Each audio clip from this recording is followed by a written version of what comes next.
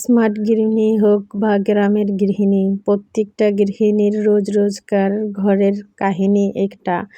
সকালবেলা ঘুম থেকে উঠেই চিন্তা করতে হয়, আজ কী হবে রান্না, আজ কী করে পুরো দিনটা সামলাবো। সারাদিন কাজ করতে করতে ক্লান্ত হয়ে যাওয়া, তারপরও মনে হয় যে কাজ যেন শেষই হচ্ছে না। তো জীবনটা পরিচালনা করতে হলে স্মার্টলি করতে হয়। প্রত্যেকটা অভ্যাসের ভিতরে চেঞ্জ আনতে হবে, তাহলে জীবনটা সুন্দর হবে। তো আজকের ভিডিওটা এই টপিকেই চলবে। তো সবাই আমার সাথে থাকবেন। আসসালামু আলাইকুম আমার ইউটিউব ফ্যামিলি, ভাই বোন বন্ধুরা, কেমন আছেন আপনারা সবাই? আশা করি আল্লাহর রহমতে যে যেখানে আছেন বেশ ভালো আছেন। আলহামদুলিল্লাহ, আমি এবং আমার পরিবারের সবাই বেশ ভালো আছি। তো যে যেখান থেকে আমার ভিডিওটা দেখছেন, শুরুতেই চেয়ে নেই একটা লাইক দিয়ে দিবেন, কারণ আমার ভিডিওতে এখন কমেন্ট মোটামুটি ভালো আসে, কিন্তু একদমই লাইক পড়ে না। তো আপনাদের একটা লাইকে আমার ভিডিওটা আরও 10 জনের কাছে পৌঁছে দেবে।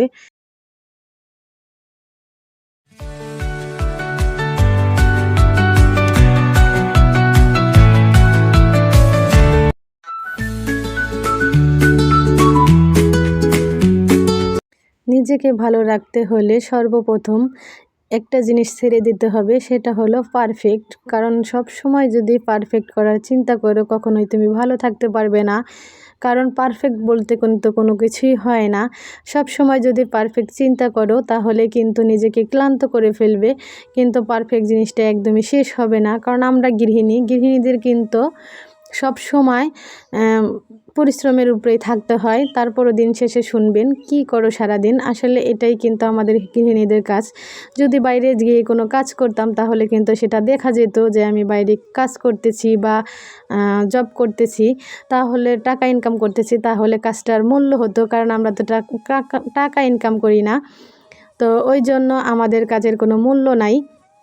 তো ওই জন্য আমি আপুদেরকে বলবো, আপুরা তোমরা কিন্তু, তুমি করে বললাম, কিছু মনে করো না তোমরা কিন্তু একদমই পারফেক্টের চক্করে পড়ো না। কারণ পারফেক্টের চক্করে পড়লে দেখা যাবে কি সারাদিন কাজ করতেই থাকবে, কিন্তু স্যাটিসফাইড হবে না। কারণ নিজেকে কষ্ট দিতে থাকবে, কিন্তু সম্পূর্ণ সব জিনিস গুছিয়ে উঠতে পারবে না। দিন শেষে দেখবে একদমই শরীরটা ক্লান্ত হয়ে গেছে, কোনো কিছুতেই ভালো লাগছে না। আর কাজ যদি ভালোবেসে ভালো লেগে করা যায়, তাহলে কিন্তু শরীরে ক্লান্তি আসে না। তো যেটা বলতে চেয়েছি, আমি যেটু আমার অভিজ্ঞতা থেকে বুঝি, সেটা হলো আমি কিন্তু সারাদিনে অনেক কাজ করি। তারপরেও আপনাদের অনেক লোকই আছে যে বলে যে কি এমন কাজ, সারাদিন তো বাড়িতেই থাকো। তো আমি আমার নিজেকে একটা কথা বলি, হ্যাঁ আমি সারাদিন বাড়িতে থাকি, কিন্তু আমি কিন্তু একজন জব করা মেয়ের চেয়ে বেশি কাজ করি। কারণ আমার তো 24 ঘন্টা ডিউটি, আর যারা জব করে তাদের তো 12 ঘন্টা ডিউটি হয়। আমি কিন্তু ওই আপুদের কথা বলি না যারা জব করেন আবার বাড়ি এসেও কাজ করেন, তাদের কথা একদমই বলছি না। কিছু কিছু আপুরা আছেন যে হেল্পিং হ্যান্ড রেখে বাহিরে কাজ করেন, এসে কিছু একটা করলেও চলে, না করলেও চলে, তাদের কথা বলছি। তো তাদের কথাটাও কিন্তু মাথায় রাখতে হবে, বাহিরে জব করাটাও কিন্তু মুখের কথা না। যাই হোক ওই সমস্ত আপুদের আমি অনেক শ্রদ্ধা এবং সম্মান করি, কারণ তারা বাহিরটাও সামলায়, ঘরটাও সামলায়। কারণ মেয়েদের জীবনটাই এরকম, যদিও বাহিরে কাজ করতে হয়, তাহলে কিন্তু ঘরে এসেও কাজ করতে হয়।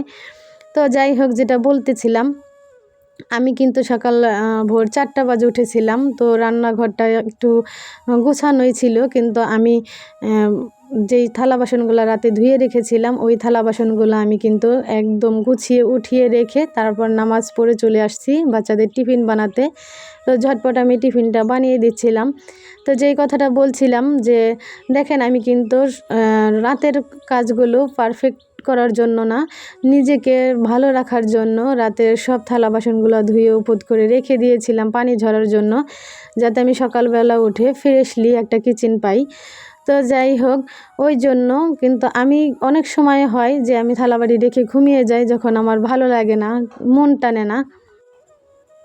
তারপরেও দেখেন যে বাচ্চাদের টিফিনটা দিয়ে চলে যাচ্ছে বাচ্চারা স্কুলে। আর আমার আবদুল্লাহ সব সময় করবে কি, স্কুলে যাওয়ার পথে একটুখানি যেয়ে আবার দৌড়ে আসবে, মাকে চুমু দিতে, আল্লাহ হাফিজ বলতে, তারপরে ছালামালকে দিয়ে চলে যাবে। তো বাহির থেকে একটা নয়েজ আসছে, কিছু মনে করবেন না, ক্ষমা সুন্দর দৃষ্টিতে দেখবেন।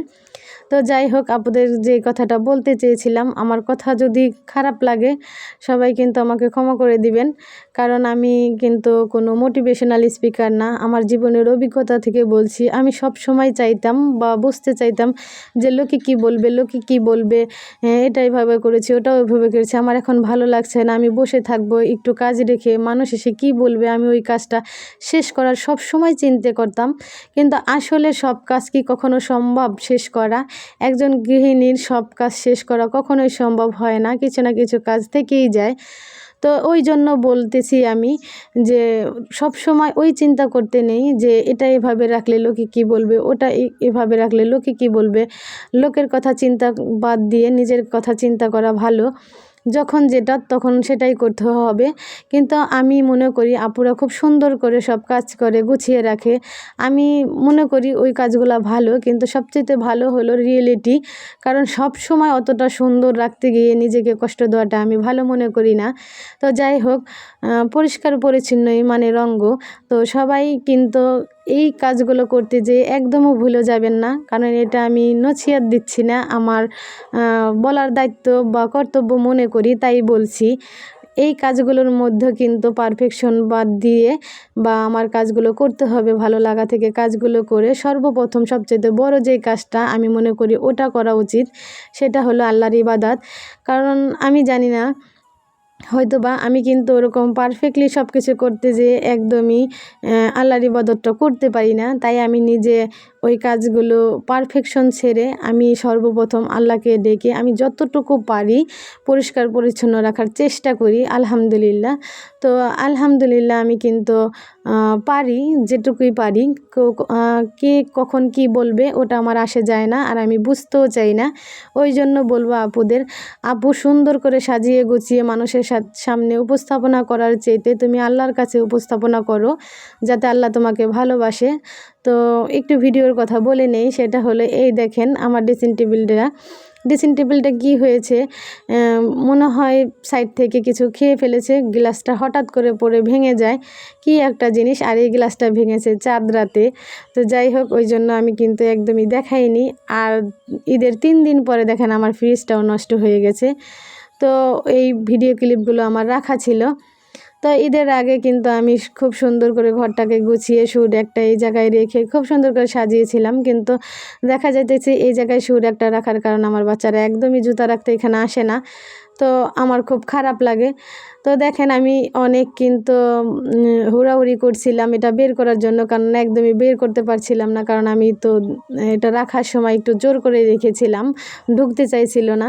তো কী আর করার, আবার জোর জোরি করে বের করব, কি করে বের করব বুঝতে পারছি না। তো যাই হোক, যেই কথা বলছিলাম, ঘরটাকে সুন্দর করার চাইতে ঘরের মানুষগুলা সুন্দর হওয়াটা কিন্তু সবচেয়ে বড় জরুরি। ঘর পরিষ্কার পরিচ্ছন্ন থাকবে, কিন্তু অনেক সুন্দর করার চক্করে দেখা যাইতেছে ছেলে মেয়ে স্বামী সন্তান বা সবাইকে সময় না দিয়ে, আর সবচেয়ে বড় কথা আল্লাহকে সময় না দিয়ে, ওটা কিন্তু একদমই মাইনে রাখবে না। দেখবেন দিন শেষে কিন্তু আপনার ক্লান্তিটা চলেই আসবে। তো ওই জন্য আমি বলতেছি যে সুন্দর রাখেন, পরিষ্কার রাখেন, কিন্তু নিজেকে ভালোবেসে নিজেকে স্বস্তি দিয়ে সর্বপ্রথম আল্লাহর নামে সকালটা শুরু করুন। তারপরে দেখেন আস্তে আস্তে সব জিনিসগুলো সমাধান হয়ে যাবে। তো যাই হোক, এই দেখেন রাতের বেলা আমি 2-3টা ডিম ভেজে নিয়েছিলাম বাচ্চাদের নিয়ে খেয়ে ফেলবো। হঠাৎ করে আপনাদের ভাইয়া চলে আসে, তার আসার কথা ছিল না। তো এসে বলতে আমিও খাবারটা খেয়ে নেব। তা আমি তো ডিম ভেজেছিলাম 3টা, তো ওই জন্য আমি আর ডিম ভাজিনি, আমার ডিমটাই আপনাদের ভাইয়াকে দিয়ে দিয়েছিলাম। তা আপনাদের ভাইয়া কিন্তু দেখতেছে যে সবার প্লেটেই ডিম আছে, কিন্তু আমার প্লেটে ডিম নেই। তো বলতেছে, তুমি সম্ভবত তোমার জন্য ডিম ভেজেছিলে, সেটা আমাকে দিয়ে দিয়েছো, আমি খাবো না, তুমি ডিম ভেজে নিয়ে আসো। তো আমি বলছি আমার ভালো লাগছে না, আমি যাব না, আমি দুপুরে খাবার খেতে পারিনি, তো আমি এখন খাবার খাবো। তো ওই জন্য আপনাদের ভাইয়া বললো কোনো সমস্যা নেই, আমি ভেজে নিয়ে আসছি। এই দেখেন আমার প্লেটটা, আমি কিন্তু খাবার খেতে বসে গিয়েছিলাম। তো এই দিক দিয়ে আপনার ভাইয়া ডিমটা ভাজছিল, তো আমি বললাম যে এত ভালোবেসে ডিমটা ভাজছিলে, তো আমি আমার ভাই বোনেদের জন্য একটু ভিডিও ক্লিপ নিয়ে নিই। এই দেখেন বাচ্চারা বসছিল। তো তো যাই হোক ডিমটা ভেজে এনে দিল ভালোবেসে। তো এই দিক দিয়ে খাবারটা খেয়ে কিন্তু আবদুল্লাহর কিছু লেখা ছিল, ওইগুলো আমি লিখিয়ে নিচ্ছিলাম। দেখেন কি সুন্দর আবদুল্লাহ বসে বসে লিখছে, একদমই বিরক্ত করে না, আর সুন্দর করে বাড়ির কাজগুলো করে। সবাই কিন্তু মাশাআল্লাহ বলবেন।